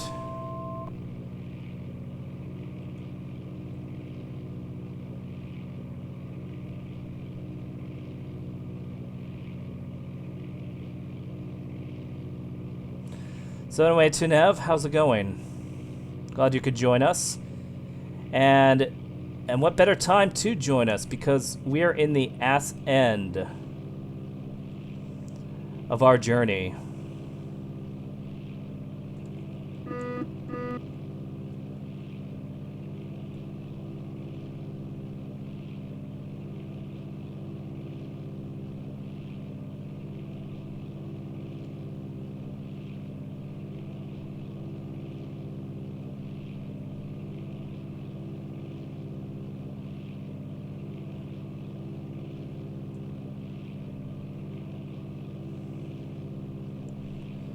Now, I heard the approach into Telluride is pretty crazy. But hey, at the very least you have VPNs. Now, if Australia wants to ban VPNs, then I hope they enjoy getting hacked all the fucking time. Hope they enjoy the fact that their companies can't communicate. I mean, I'm friends with a lot of Australians, and they tell me that the government just doesn't know how the internet works. Because they're filled a bunch of old coffin dodgers who've lasted in the British Parliament for way too long and decided to become Prime Minister of wherever the fuck.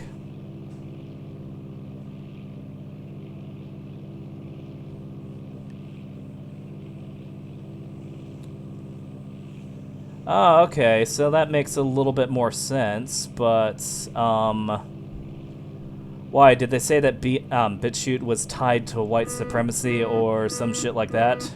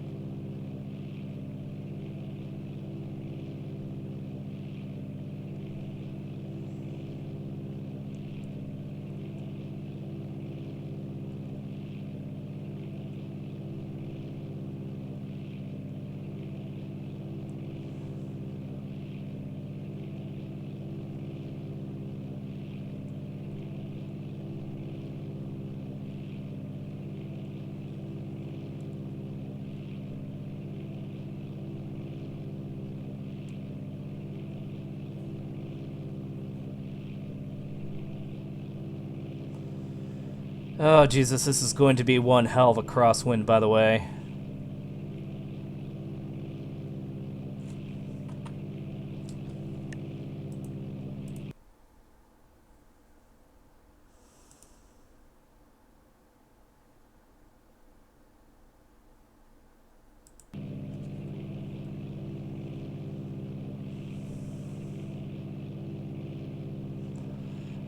Anyway.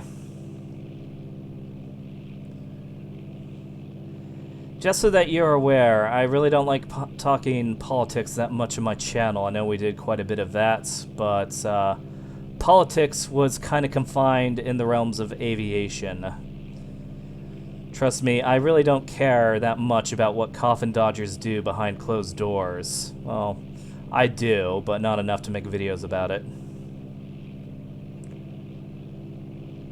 Dear Mother of God, this is a very bad crosswind.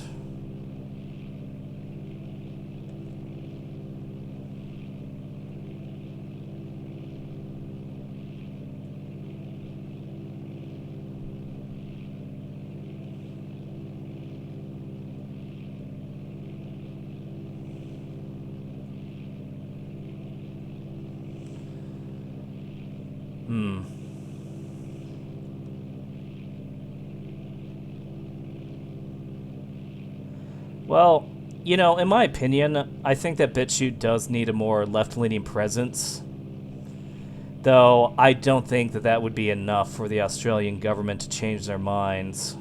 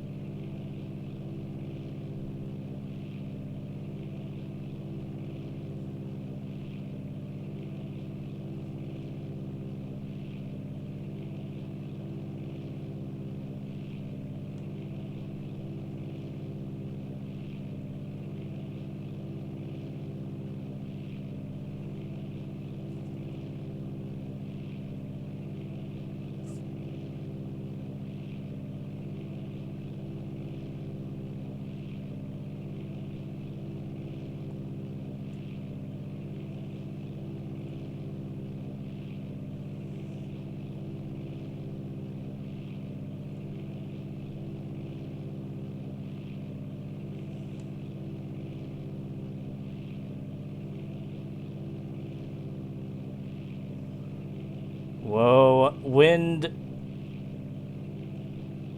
gust.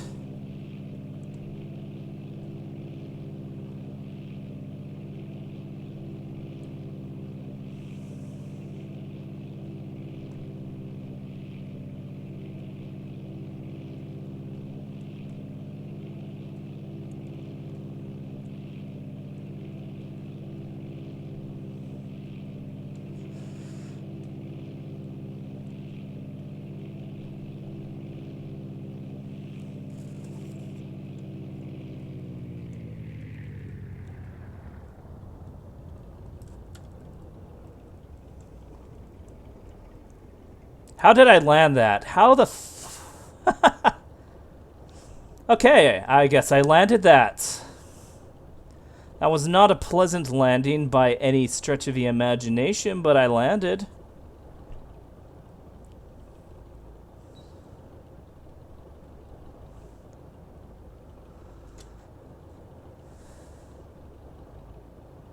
God damn. That landing was good. Dare I say, sexy. Well, I'm glad I have a video of it. God, now I'm a pervert. Great. But anyway, welcome guys to Telluride.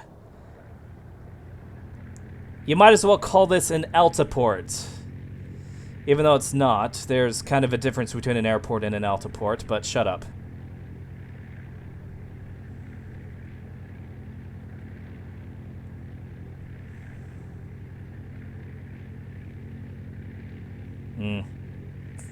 Well, I would love to fly the 747, but I have to get ready for work. Yeah, I have a nighttime job if people are curious.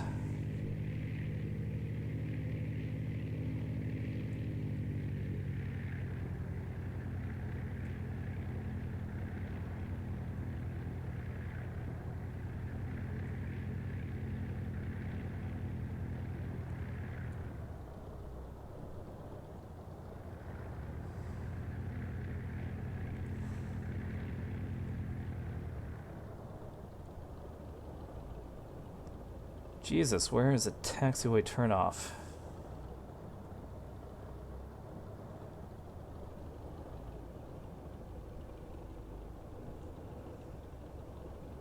In Salzburg.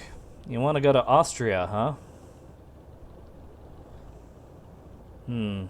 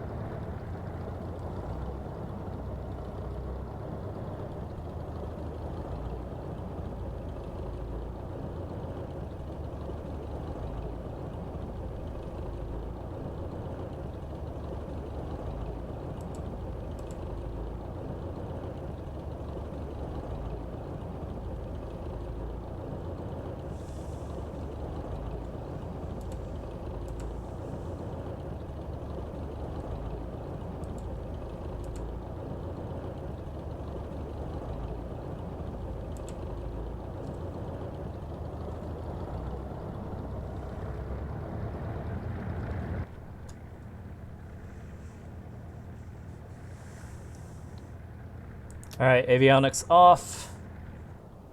Fuel lean, throttle back. Magnetos out. Battery off.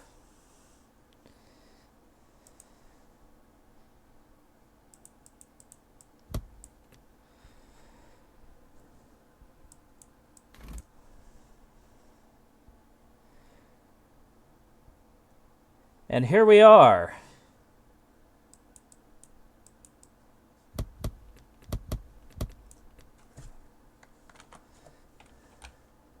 Is there even a door on this side? I don't think there is. Oh well.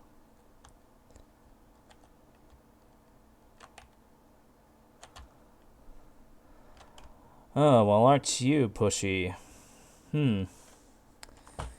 Well, let's see. Can I do it?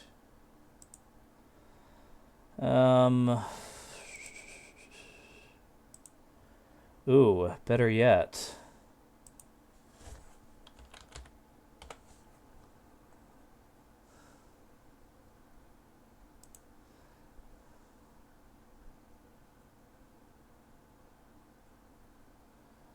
Alright, customize weather is max real world weather conditions. Customize runway 25 10. Okay, let's do this. Oh, what, you don't want the MD-80, you want the 747.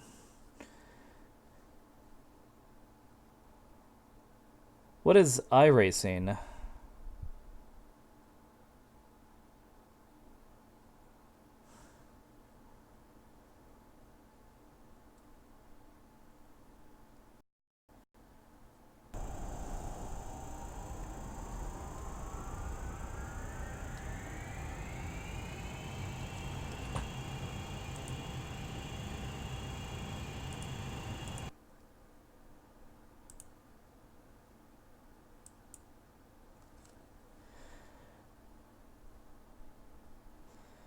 I have no idea what iRacing is.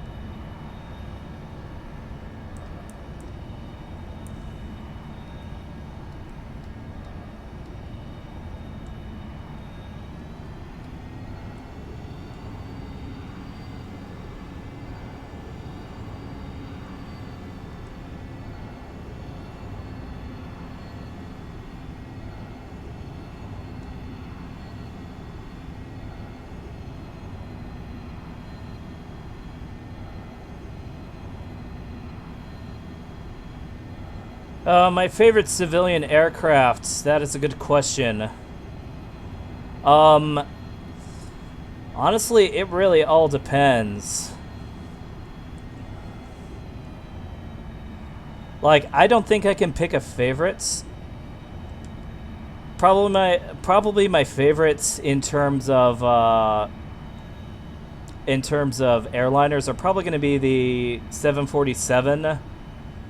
The 737-200 and the Tupolev Tu-154.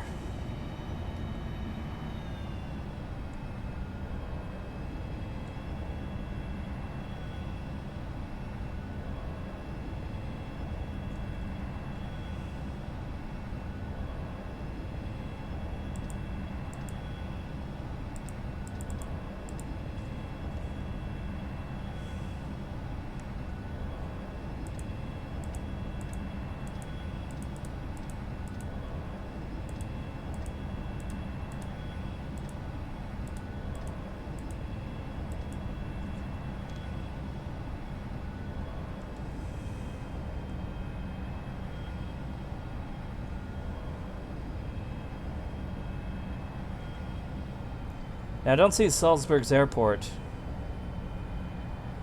Well, it was a very classy airliner for a very classy time. I like how the engines look.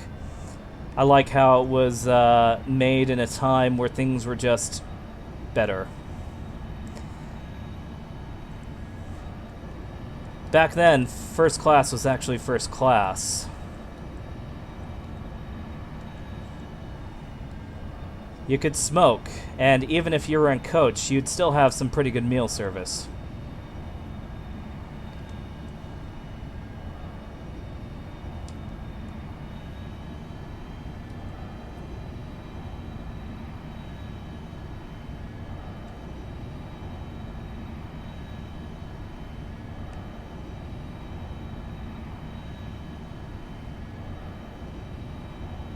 The DC-10, that is a very interesting plane.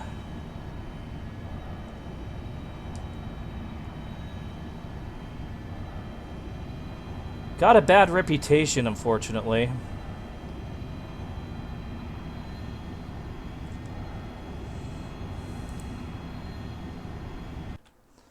Also, I have no idea where Salzburg even is.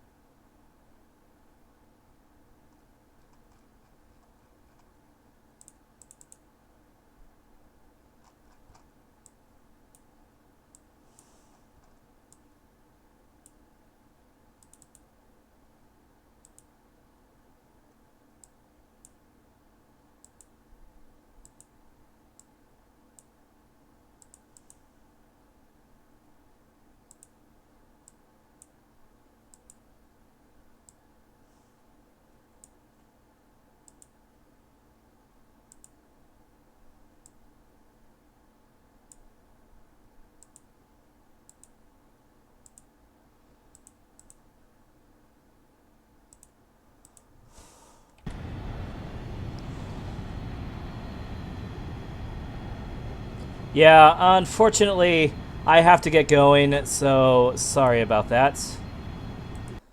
But it was definitely fun doing a live stream with you guys.